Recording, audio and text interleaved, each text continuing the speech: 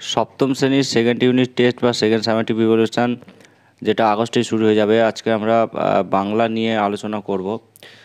তো আমরা ইতিমধ্যেই অন্যান্য সাবজেক্টের সেকেন্ড ইউনিট টেস্টের প্রশ্ন পোস্ট করেছি। এখানে একটা স্কুলের প্রশ্ন দেখতেই পাচ্ছ, 2024-এরই প্রশ্ন, second summative evaluation 2024, class 7, subject Bengali. তোমরা ভিডিওটি লাইক করে অবশ্যই চ্যানেলটিকে সাবস্ক্রাইব করে রাখো, কারণ এরপরে বাংলার সাথে সাথে অঙ্ক, ইংরেজি, কম্পিউটার থেকে শুরু করে সমস্ত বিষয়ের প্রশ্ন এবং উত্তর সহ আমরা সাজেশান এবং প্রশ্ন পোস্ট করব। তাহলে সবার আগে সাবস্ক্রাইব করা থাকলে সবার আগে নোটিফিকেশানটা তোমাদের কাছে চলে যাবে। তো চলো আমরা সরাসরি আলোচনা পর্বে চলে যাই। এটা ফুল মার্কস 25 নম্বরের এবং সময় থাকবে 50 মিনিট। নাম রোল নম্বর দেওয়াই আছে, সপ্তম শ্রেণী বাংলা সেকেন্ড সামেটিভ বা সেকেন্ড ইউনিট টেস্ট। যেটা বলা হচ্ছে যে সঠিক উত্তরটি নির্বাচন করে লেখো।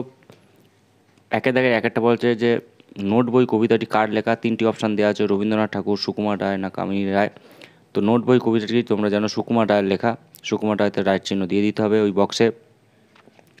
অসীমার বয়স কত? অসীমার বয়স আছে 22 বছর, 27 বছর, 28 বছর। তো অসীমার বয়স আজ হবে 27 বছর।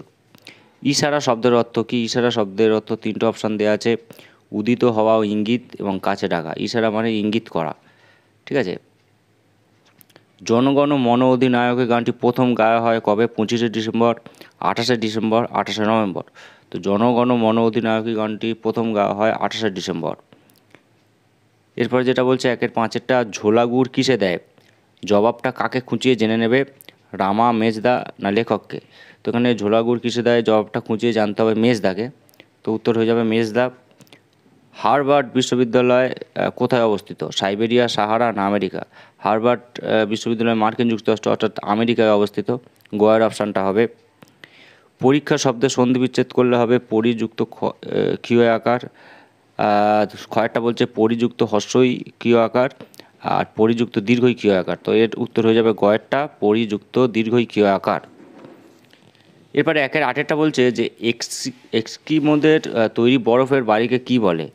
শীতকালে শীতের প্রধান দেশে যে বাড়িগুলো তৈরি করা হয় সেগুলো হচ্ছে এস্কিমোদের বাড়ি, এবং সেটা 3টে অপশান দেওয়া হচ্ছে, ইগলু, অ্যালয় না বালিয়ারি। তো এর উত্তর হয়ে যাবে ইগলু। কয়ের অপশান হবে ইগলু। 1-9 বলছে যে সঠিক বানানের নিচে দাগ দাও। প্রতিযোগিতা, প্রতিযোগিতা, এবং দেখো প্রতিটা হর্ষই দীর্ঘের একটা হেরফের করা আছে। তো এর উত্তর প্রথমটাই হয়ে যাবে, প্রতিযোগিতা। বাসন কোষণ, বাসন কোষণ এটি কী ধরনের শব্দ? ধনাত্মক শব্দ না অনুকার শব্দ না শব্দ দ্বৈতের উদাহরণ? তো এটা হয়ে যাবে বাসন কোষণ, যেহেতু এটা শব্দ দ্বৈতের উদাহরণ হয়ে যাবে, ঠিক আছে। তো সমস্ত উত্তর আমরা বলে দিলাম 1 নম্বরের প্রশ্নর। এবার যেটা আসছে যে 2-এর দাগের নিচের প্রশ্নগুলির পূর্ণ বাক্যে উত্তর দিতে বলেছে। অসীমা কেন পুরন্দরকে ফেরিওয়ালা বলে ব্যঙ্গ করেছে? এটা 1 নম্বরের প্রশ্ন আছে, ওটা তোমরা লিখে নেবে।